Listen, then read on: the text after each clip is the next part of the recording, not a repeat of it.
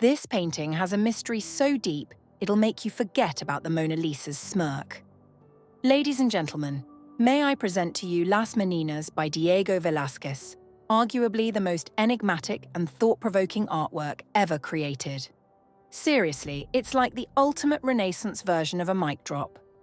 Let's dive into this masterpiece, break it down, and uncover its hidden secrets. Grab a juice box and some popcorn. Or maybe a clay cup if you're feeling fancy, because we're about to time travel to 1656, right into the bustling court of the Spanish Habsburgs. Oh wait, did I say juice box? My bad. It's 1656.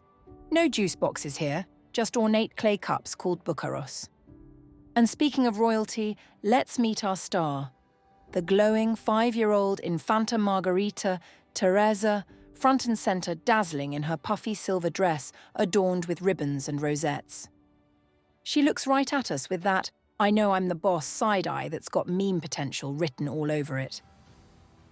Now here's where Velasquez flexes his genius.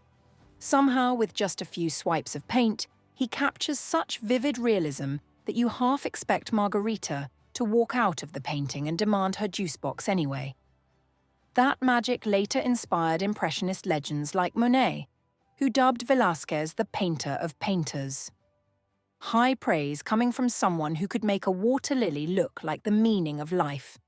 Velasquez, by the time he painted Las Meninas, had been the court painter for over 3 decades. This painting is like a candid photo before selfies were a thing. Except, unlike our hurried snapshots, this masterpiece took weeks, maybe months, to complete. It's as if Velasquez hit pause on 17th century life, giving us an intimate behind-the-scenes glimpse into the royal court. Let's break it down.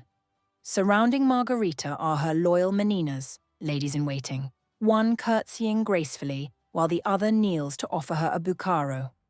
But get this, women back then didn't just sip from these clay cups. They sometimes bit off bits of them. Yes, clay, because they believed it lightened their skin. Beauty trends back then were wild, huh?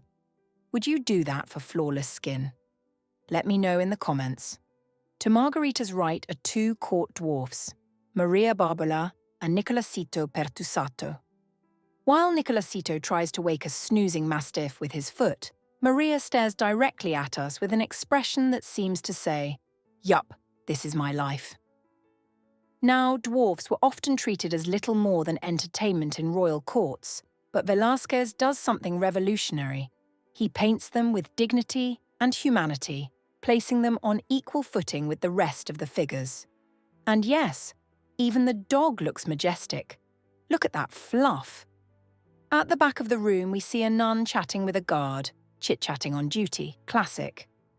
Beyond them, the light from an open door silhouettes a man ascending stairs. That's Don José Nieto Velázquez, the Queen's Chamberlain, and, some speculate, a relative of the artist himself. But wait, there's more. On the back wall, a mirror reflects 2 hazy figures, the King and Queen of Spain, Philip IV and Mariana. If you think they look eerily similar, it's because, well, Philip was her uncle. Yeah, that's a whole other story. Royal family trees back then didn't branch much. Now, here's where Velasquez pulls the ultimate plot twist. The painting's not just about the royals, it's about you. Yup, you're the star of this show. Velasquez places you, the viewer, where the king and queen stand, at the heart of the scene. And what's he painting on that massive canvas beside him? The reflection in the mirror suggests it's you. Or is it Las Meninas itself? Whoa. Velasquez didn't just paint a painting, he painted himself painting the painting he was painting. Take a second to let that sink in. If that's not the most meta thing you've heard today, I don't know what is. Oh, and see that fancy red cross on his chest? That's the Order of Santiago, an honor he didn't receive until 3 years after finishing Las Meninas. Rumor has it the king had the cross added posthumously to honor him. Royal stamp of approval, anyone? What's especially bold is how Velasquez positions himself right next to royalty in the painting, visually proclaiming, "I belong here." This wasn't just an artistic flex, it was a statement. Velasquez was determined to elevate painting from craft to fine art. You could say he painted his way into the history books. Check out the paintings hanging in the background. They're copies of works by Peter Paul Rubens, a Flemish master whom Velasquez deeply admired. These depict stories from Ovid's Metamorphoses, all about mortals challenging the gods in creativity. Subtle, huh? Velasquez essentially says, I'm not just part of this story, I'm rewriting it. And let's not forget the parallels to Jan van Eyck's Arnolfini portrait.